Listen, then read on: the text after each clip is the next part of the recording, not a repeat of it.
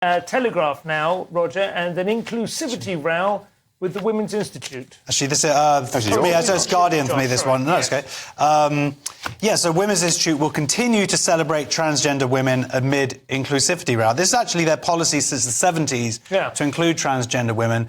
Before it all became a bit kind of drag queen story. Well, this is it, because the definition of what was a transgender woman has changed. It used to be the transgender woman was someone who had got their certificate, been through 2 years of therapy and whatnot, and surgery. Nowadays, 95%... the practical and the technical. Yeah, exactly. Now, 95% of people who what we would classify as trans women actually haven't had any surgery, haven't had take any hormones at all. They're essentially me and you in a dress, or just looking like Roger here. The cat flap hinge has got a bit looser, isn't it? Exactly. It's a lot. A lot of people argue it's just essentially transvestites have now been put into that umbrella. So I'm sure the women's institutes around the country probably all, one or two, ladies in a cardigan and sensible shoes who, if you looked a bit closely, you might think had quite a well-developed jawline, but it didn't bother anyone. Now it's just quite stable. Become a moot. And the CEO of the organisation, Melissa Green, says she doesn't want to be part of this toxic debate. Good luck. If you've got the Prime Minister and you've got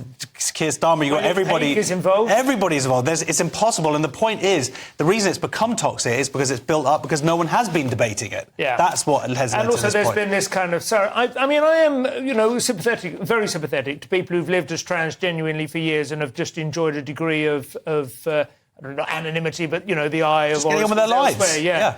But it has been a bit of a 50-50 thing, hasn't it? Trying to surreptitiously get the self-ID legislation, just trying to change it so that little bit less, of a commitment, I suppose. It's, a little bit less definitional.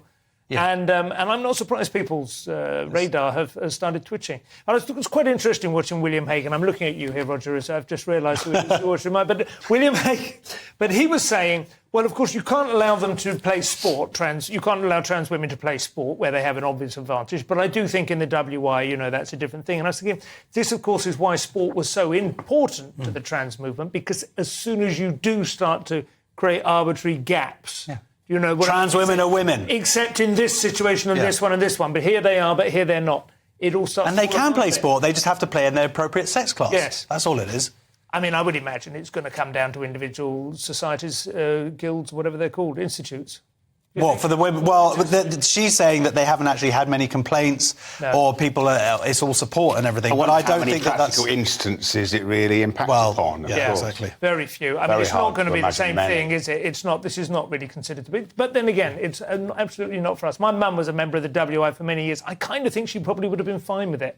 Or certainly would have been fine with it, as it was 5 minutes ago. Well, social inclusion isn't really a problem, is it, practically? No. I don't think so. It's about spaces. Exactly. There's generally not a swimwear round during... But she says there's something to learn from women through the eyes of the transgender women, because, they can learn how to wee standing up, maybe. They can learn how to put a bit of... Oh, crikey, that calendar girl's pictures... Get that one behind the piano.